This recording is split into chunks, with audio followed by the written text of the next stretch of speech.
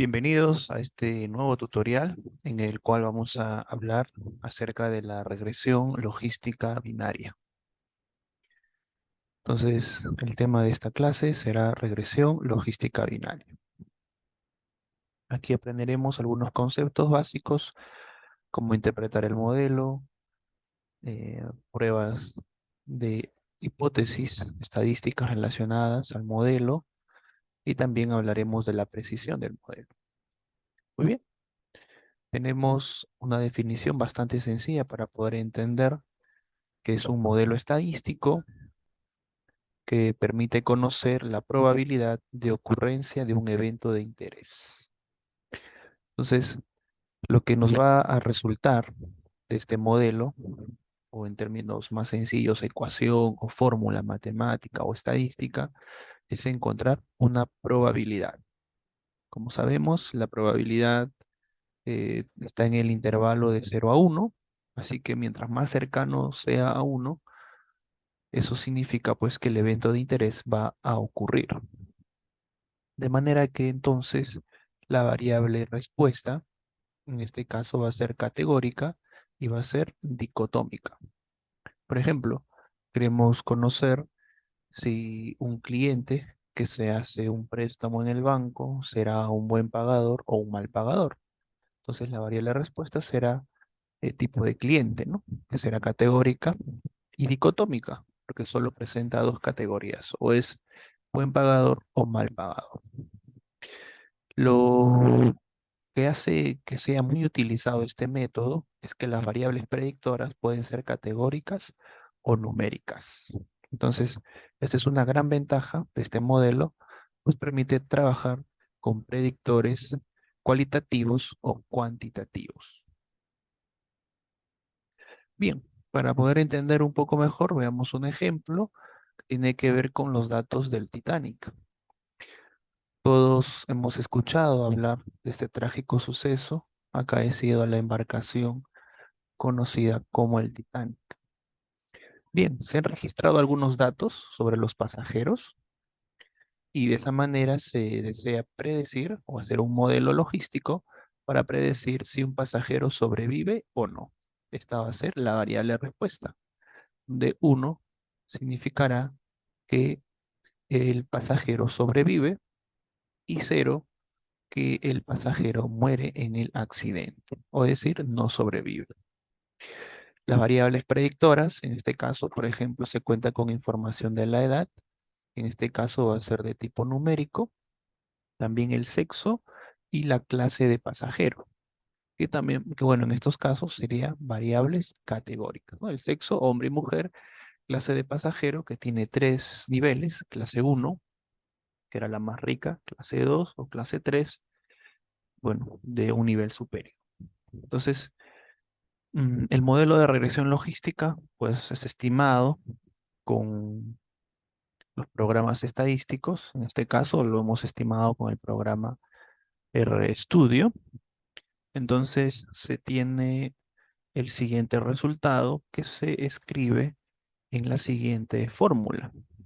Se es- bueno, se puede escribir así: logaritmo de pi sobre 1 menos pi va a ser igual a 3,81 menos 3,63 por variable masculino, menos 0,03 por variable edad, menos 1,10 pasajeros de clase 2, menos 2,09 por pasajeros de clase 3. Entonces, pi va a representar la probabilidad de, en este caso, que un pasajero sobreviva. Y 1 menos P será la probabilidad de que el pasajero muera o no sobreviva. Entonces, este modelo binario, modelo logístico binario, presenta, bueno, en su ecuación una razón o cociente de probabilidad de éxito sobre probabilidad de fracaso, a lo cual se le denomina odds ratio, o también conocido como odds ratio. Bueno, sin importar la pronunciación, esa es la presentación del odds ratio. Entonces, masculino va a tomar el valor de 1 cuando el pasajero se trate de género masculino, y para caso de género femenino será pues 0. La edad es una variable cuantitativa, así que se colocará la edad.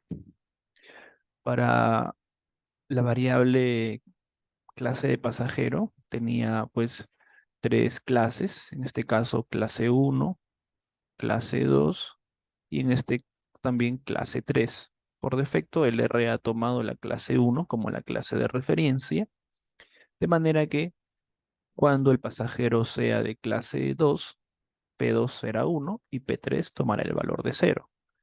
Y cuando el pasajero sea de clase 3, P3 tomará el valor de uno y P2 el valor de cero. Cuando el pasajero sea de clase uno, P1, P2 y P3 tomarán el valor de cero. Entonces, de esta manera se pueden calcular las probabilidades para los pasajeros que fueron a bordo. Bueno, esta ecuación, despejando el valor de P o de pi en otros términos, induce a la siguiente fórmula, donde pi, como ustedes pueden ver, va a ser igual a epsilon de el coeficiente lineal o de la parte lineal del modelo sobre uno más e, nuevamente el coeficiente de la parte lineal. Bueno, la parte lineal se le puede colocar de forma matricial o vectorial, simplemente como XB, que es el producto de valores por coeficiente, ¿no? Entonces, para reducir la forma, ¿no? Entonces, la probabilidad tiene esta estructura. Entonces, con dicha ecuación, esta ecuación o modelo, ya se puede conocer la probabilidad de sobrevivir, por ejemplo, ¿no? Los actores o los personajes de la película, ¿no? Por ejemplo, Jack Dawson, que era un joven de 22 años y que era de tercera clase. Obviamente este es de tipo masculino, por eso aquí en mask toma el valor de uno. Tenía 22 años, se coloca la edad. Como era, como era un pasajero de tercera clase, en P2 se coloca el valor de cero y en P3 se coloca el valor de uno. Entonces, tanto arriba y abajo, ¿no? Porque es la misma expresión. Todo ello resulta 0.071. Entonces, bueno, por regla general, el punto de corte es 0.5. Si es hasta 0.5, entonces se va como cero, y si es mayor, se va como uno. En este caso, bueno, las probabilidades de que Jack Dawson sobreviviera eran muy bajísimas, ¿no? Lo cual se refleja pues en la película. Para su coprotagonista, Rose DeWitt Bukater, de 17 años, que viajaba en primera clase. Bueno, evidentemente era de género femenino, por eso se le coloca cero. Por aquí se le coloca la edad. Era de primera clase, aquí debería ser cero, disculpen. Como era de primera clase, P2 y P3 toman el valor de cero. ¿Ya? Aquí se va a corregir la presentación. Igual, bueno, el resultado sale 0.09. O bueno, perdón, es 0.90 el resultado. ¿Ya? Aquí verificando, corrigiendo, sale 0.90. Ojo, aquí es 0.90. Hubo un error en el tipeo. Ya, entonces aquí tiene una alta posibilidad de sobrevivir, lo cual pues se confirma pues en la película, pues, ¿no? La señorita Rose sobrevive a esta tragedia. Bien, entonces la utilidad de tener este modelo es pues encontrar las probabilidades de si una persona tiende a, en este caso, morir o tiende a sobrevivir. Entonces, el modelo de regresión logístico puede aplicarse a diversas situaciones donde la finalidad sea conocer o predecir si ocurrirá o no ocurrirá un suceso de interés de acuerdo a ciertas circunstancias. Bien, ahora también en la parte explicativa tenemos, bueno, la siguiente parte que es cómo interpretar los coeficientes. Entonces, para poder interpretar los coeficientes, se realiza pues sobre los odds ratios. Y bueno, como ya se comentó, el odds se define como el cociente entre la probabilidad de ocurrencia sobre o entre la probabilidad de no ocurrencia. Entonces el odds se define como pi sobre 1 menos pi. Como habíamos visto que pi se puede expresar de acuerdo a esta fórmula sobre e, el epsilon elevado a la parte lineal sobre 1 más epsilon elevado a la parte lineal. Entonces reemplazando aquí para el odds tenemos pues la siguiente estructura, ¿no? Sería el valor de pi sobre 1 menos el valor de pi. Bueno, operando aquí esta parte, quedaría 1 más epsilon a la, elevado a la parte lineal menos epsilon elevado a la parte lineal. Bueno, aquí la parte de los denominadores se cancelan. Aquí los epsilons elevados también se cancelan. Y bueno, queda el término epsilon elevado a la parte lineal sobre 1, lo cual pues evidentemente queda como epsilon elevado a la parte lineal. Entonces el odds ratio tiene su interpretación simplemente exponenciando los valores de los coeficientes lineales. Entonces la interpretación, ojo, se va a hacer sobre el odds, ¿de acuerdo? Es decir, sobre el cociente.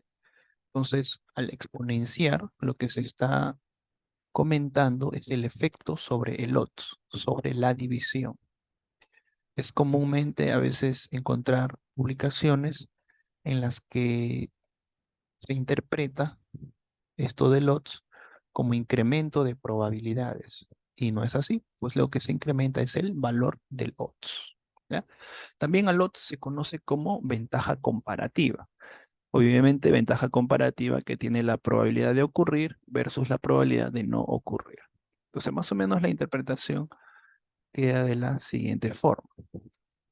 A ver, por ejemplo, para la variable sexo masculino, exponenciamos, tendríamos epsilon elevado a la menos 3,63, lo cual es 0,03.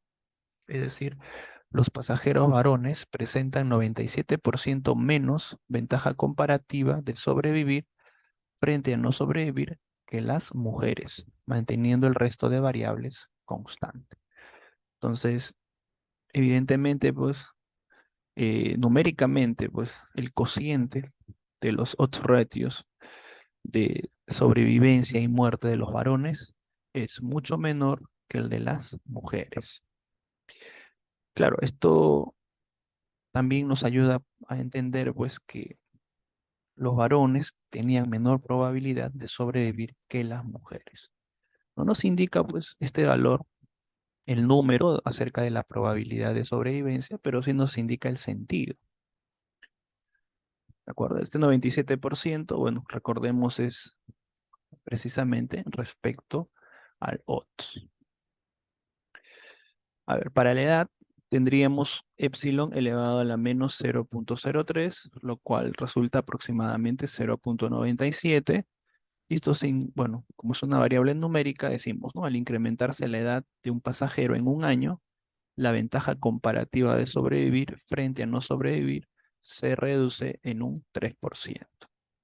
Noten que aquí se reduce porque evidentemente esto es menor que 1, ¿no? 1 sería como el 100%, entonces por lo tanto la diferencia de 1 menos 0,97 es el 3%.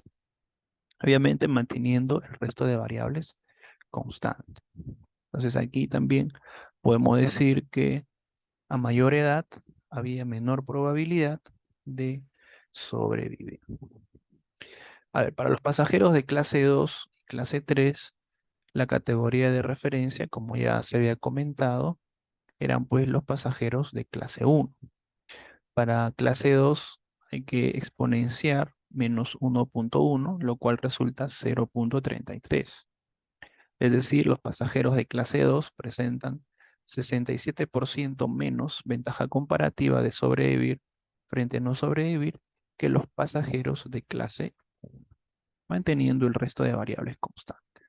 Bueno, evidentemente, pues los pasajeros de clase 1 tenían mayor ventaja o mayor probabilidad de sobrevivir, de manera que los de clase 2 tendrían pues una menor posibilidad. Ahora, el orden de clases también no, se puede notar al evaluar el odds de los pasajeros de clase 3. Hay que exponenciar el valor de -2,09, lo cual resulta 0,12. Esto, bueno, restando a la unidad, resulta 88% menos. Entonces los pasajeros de clase 3 presentaron 88% menos ventaja comparativa de sobrevivir frente a no sobrevivir que los pasajeros de clase 1, manteniendo el resto de variables constantes. Entonces, interpretar los odds ratio nos ayuda a más o menos entender la dirección de las probabilidades. Ojo que estos números es cómo varía los odds ratio o ventajas comparativas, pero implícitamente pues más o menos podemos entender cuál es la dirección de las probabilidades. Bueno, como todos los signos son negativos de los coeficientes, evidentemente se tratan pues de desventajas, ¿no? Ya, entonces hasta aquí se ha comentado pues la parte explicativa del modelo, cómo es que el modelo de regresión logístico nos ayuda a entender cómo se van relacionando las variables independientes o predictoras sobre la variable dependiente. Ahora, hay que, por así decirlo, validar el modelo a través de pruebas de hipótesis. Entonces, por aquí tenemos algunas hipótesis relacionadas a todas las variables del modelo. Vamos a borrar esta O que está de más. Entonces tenemos una prueba bastante conocida y bastante utilizada, conocida como la razón de verosimilitud, donde la hipótesis nula es que todos los coeficientes tienen el valor de cero, mientras que la hipótesis nula, o H1, indica pues que al menos un beta sui o un coeficiente es diferente de cero. Entonces aquí para la razón de verosimilitud se utiliza la prueba de chi cuadrado. Entonces, para poder evidentemente rechazar H0 se necesitan valores altos de este estadístico y por lo tanto un p-valor con valores bajos, es decir, lo más posible cercano a cero. Luego también otro test que es un test sobre el ajuste del modelo es el test de Hosmer y Lemeshow. Su H0 es que el modelo de regresión logística se ajusta a los datos, mientras que H1 es que el modelo de regresión logística se ajusta a los datos. Bueno, por ahí hay algunas críticas con respecto a utilizar el test de Hosmer y Lemeshow, pero es bueno pues, que lo aprendamos para poder también aplicarlo. Encontrar que los dos tests nos lleven a la misma conclusión o al mismo resultado, pues sería más evidencia de que nuestro modelo es correcto. Para el test de Hosmer y Lemeshow también se utiliza la prueba de chi cuadrado, en este caso chi cuadrado de bondad de ajuste, y como en este caso no se desea rechazar H0, lo correcto, lo adecuado sería encontrar valores bajos y un p-valor con valores cercanos a 1, ¿no? Lo más altos posibles. Bien, ahondemos un poco más en este primer test, que es lo que se conoce como razón de verosimilitud. Bueno, la razón de verosimilitud en realidad proviene de la estimación de la función de máxima verosimilitud para dos circunstancias. Primero, se debe calcular la función de máxima verosimilitud de un modelo nulo, es decir, un modelo sin predictores. A este modelo, pues, se le denomina LL0, lo cual va a representar el modelo de máxima verosimilitud del modelo nulo, ¿no? Recuerden que LL es, pues, porque es logaritmo de la verosimilitud, ¿no? Luego se debe calcular la máxima verosimilitud con todos los predictores. Entonces, LL del modelo completo. Ahora, la idea intuitiva de de este test es que si el segundo es más pequeño que el primero, si el valor de verosimilitud del segundo es más pequeño que el primero, se concluye que es más plausible o verosímil, lo que alguna variable predictora influye estadísticamente. Entonces se va a calcular la diferencia. Bueno, lo ideal sería restar LL0 menos LL del modelo completo. Sin embargo, esa diferencia no conlleva o no se aproxima a alguna distribución de la cual nosotros podamos hacer inferencia estadística. Sin embargo, al hacer la diferencia de dos veces la verosimilitud del modelo nulo menos dos veces la diferencia de la verosimilitud del modelo completo, esto tiende a una distribución chi cuadrada con K, aquí es, perdón, K0 menos Km grados de libertad. Ya, aquí es al revés, aquí es K0 y aquí es Km grados de libertad. A dicha diferencia se le conoce como razón de máxima verosimilitud. Y bueno, es razón, pero usted dirá, ¿por qué razón y no diferencia? Bueno, como estos son logaritmos, entonces también pues, se puede expresar como la división. Entonces sería dos veces logaritmo del modelo nulo sobre logaritmo del modelo completo. Entonces, de ahí el nombre razón de máxima verosimilitud. Ahora, esta expresión menos dos veces logaritmo de la verosimilitud se le conoce como deviance o también como desvianza.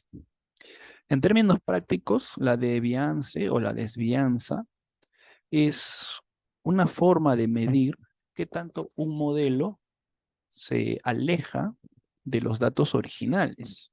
Es como, por así decirlo, un residual. Es decir, qué tanto se alejan los valores pronosticados de los valores reales.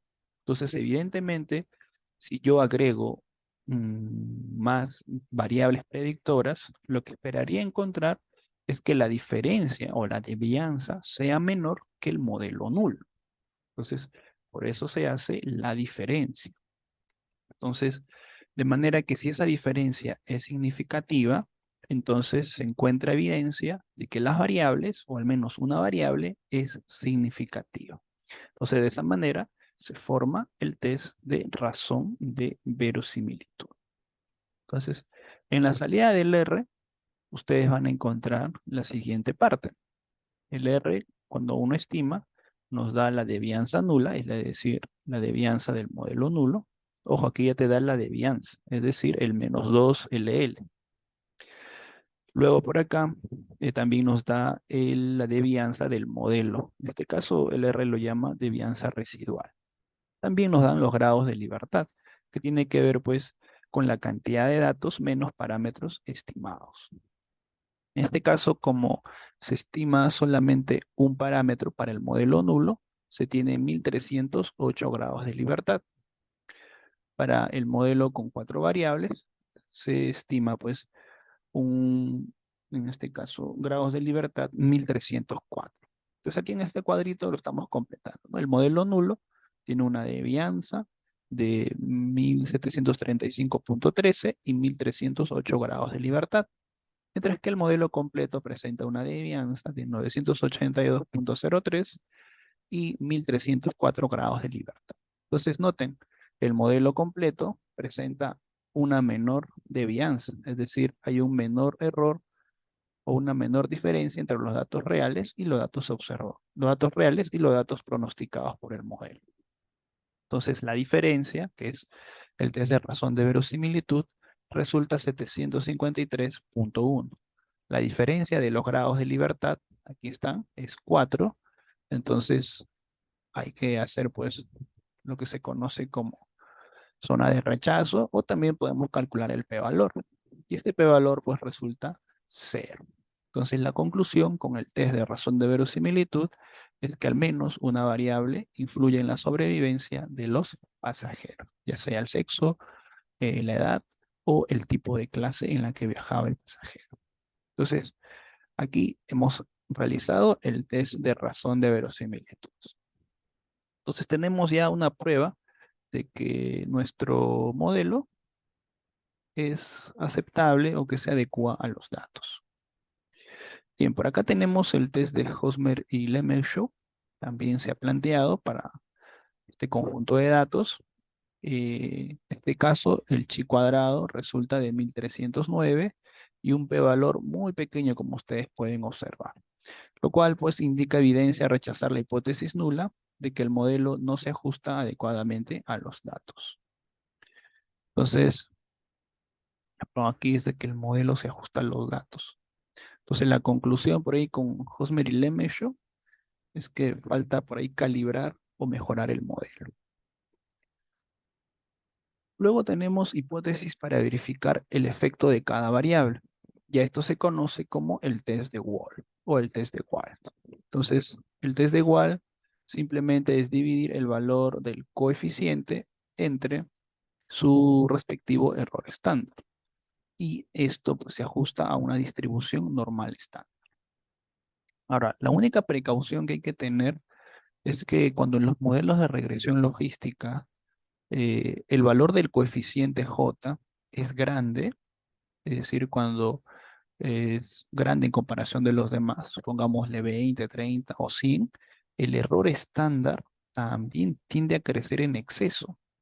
Entonces, su error estándar, al ser enorme, va a conllevar a rechazar la hipótesis nula cuando no debería hacerse.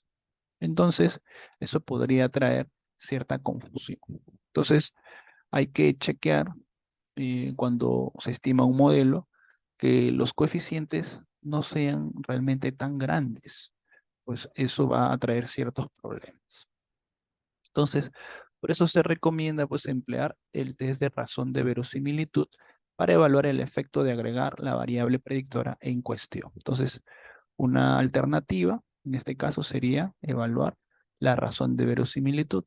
Por ejemplo, si teníamos la variable respuesta en función de sexo, edad y de clase de pasajero, nosotros queremos ver el efecto de la variable sexo, entonces crearíamos un modelo solo con edad y, en este caso, clase de pasajero, y aplicar pues la prueba de razón de verosimilitud para evaluar si la variable sexo efectivamente disminuye la devianza. Entonces, esa sería la alternativa cuando los coeficientes tienden valores grandes.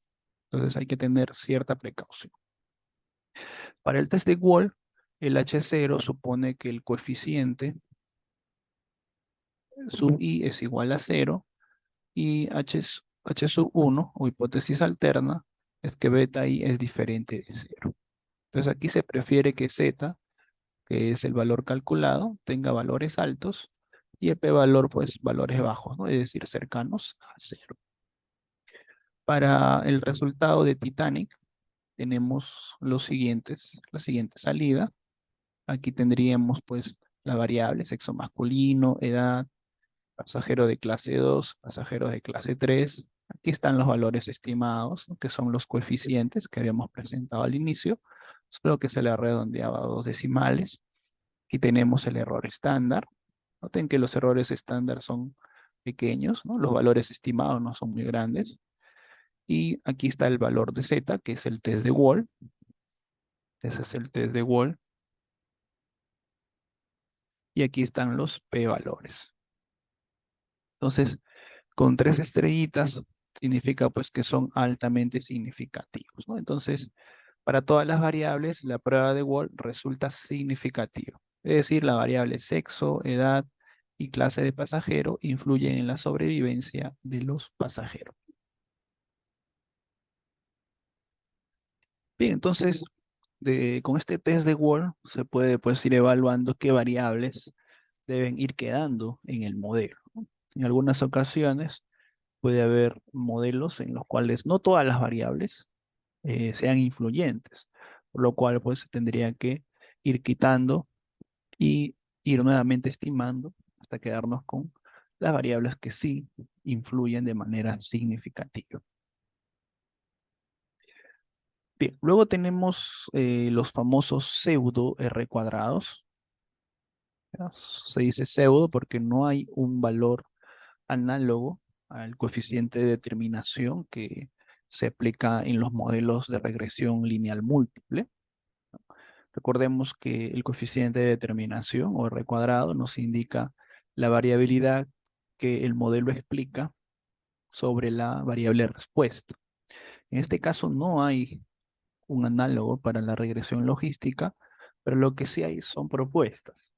Entre ellas tenemos pues uno de los primeros, que es el pseudo R cuadrado de McFadden, que como ustedes pueden ver aplica una especie de razón de verosimilitud, pero sobre el modelo nulo. Es decir, qué tanto cambia, ¿no? Qué tanto se reduce o se incrementa el modelo respecto al modelo nulo. Entonces, este es un primer acercamiento. Luego tenemos el pseudo R cuadrado de Cox y Snell, que lo que hace es exponenciar y también considerar el tamaño de la población o el tamaño de la muestra, por así decirlo, para, eh, digamos, aligerar o estabilizar, ¿no? De acuerdo al tamaño de la muestra. Entonces, eso es lo que propone Cox y Snell. Ahora, el pseudo R cuadrado de McFadden, pues como está entre un cociente, evidentemente va a ir entre 0 y 1. Entonces, este pseudo R cuadrado de McFadden tiende a, bueno, está contenido en el intervalo entre 0 y 1. El coeficiente o el pseudo R cuadrado de Cox y Snell no está entre 0 y 1. Entonces, es mayor que 0, pero no menor que 1. Mientras que el pseudo R cuadrado de Nagel-Kerke, que es una corrección en este caso al pseudo R cuadrado de Cox y Snell, si lo, por así decirlo, lo parametriza nuevamente entre 0 y 1.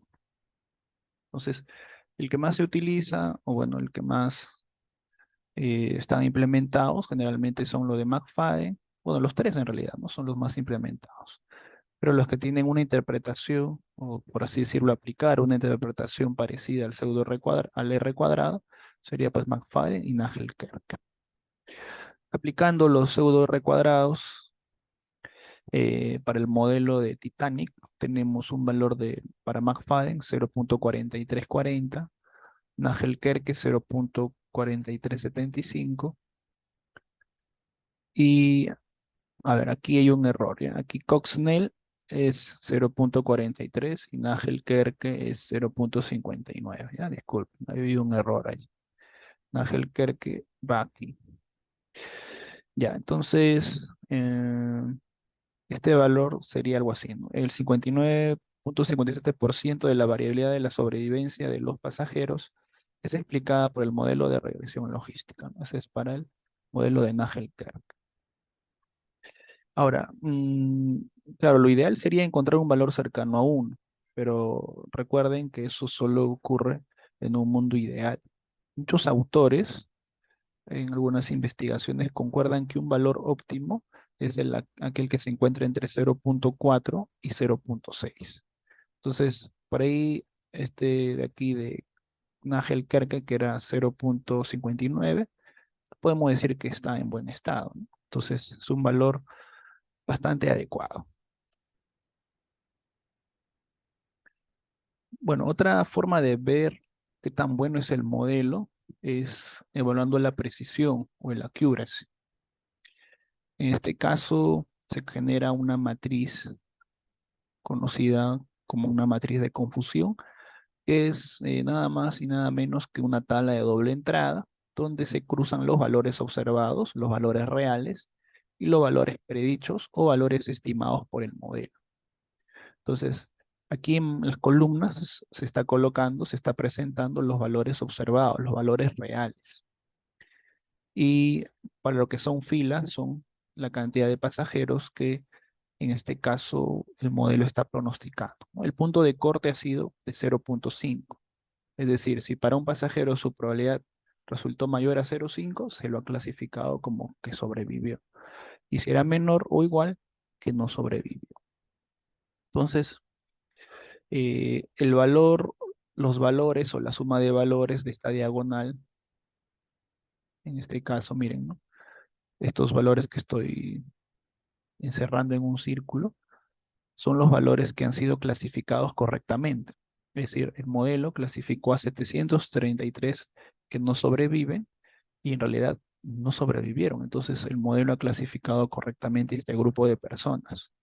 Lo mismo a este 386. El modelo los clasificó a 386 que sobrevivieron y en verdad pues, sobrevivieron. Entonces, una manera de calcular la precisión es sumar los valores de dicha diagonal y dividirlo entre el total. Haciendo esa operación, tenemos una precisión de 0,8549. Es decir, más o menos 85% de los pasajeros fueron clasificados correctamente. Otra medidas de exactitud tenemos, por ejemplo, la sensibilidad, que es la razón entre los positivos correctos y el total de positivos observados. Es decir, clasificar a los que realmente sobrevivieron según el modelo, ¿no? Y también considerando lo que re- sobrevivieron en realidad. Entonces, aquí sobrevivieron, bueno, el modelo clasifica a 386 que han sobrevivido y en la realidad han sobrevivido 494, es decir, 0,7814. Entonces, este valor es bastante alto también, así que el modelo está clasificando en cierta medida en un 78% correctamente a los pasajeros que sobreviven. Por el otro lado, también tenemos a la especificidad, que es la proporción entre la frecuencia de negativos correctos y el total de resultados negativos observados. En este caso, es decir, qué tan bueno es el modelo para pronosticar a los que no sobrevivieron.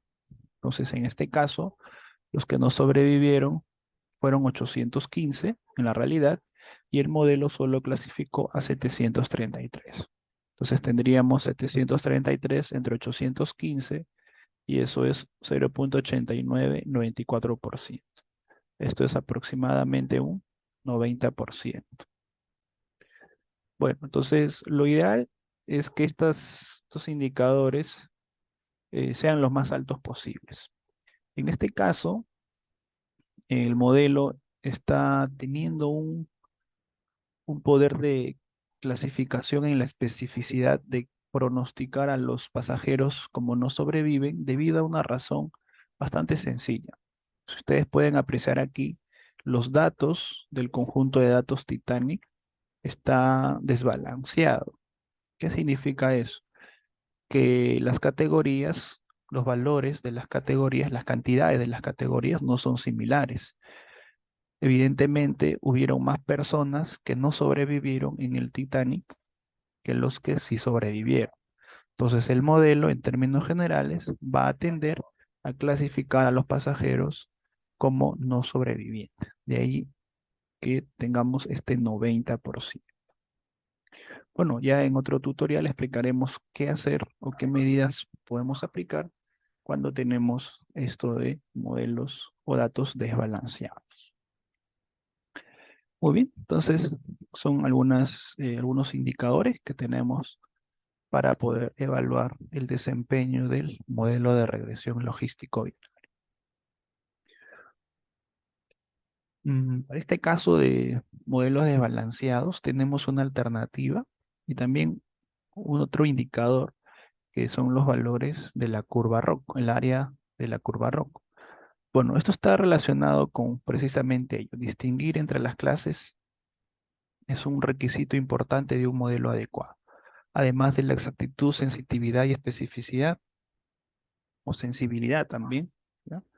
Existe el indicador AUC, o también conocido como estadístico C asociado a la curva ROC.